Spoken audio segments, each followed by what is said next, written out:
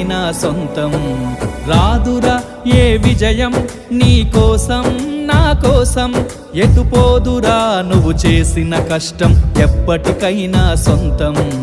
కాలంతో పయనించేవాడికి కానిది ఏముంది, సాధనతోనే సాధ్యమవ్వునని సదాశయంతో సాగర ముందుకు. రాదురా ఏ విజయం నీ కోసం నా కోసం, ఎటుపోదురా నువ్వు చేసిన కష్టం ఎప్పటికైనా సొంతం.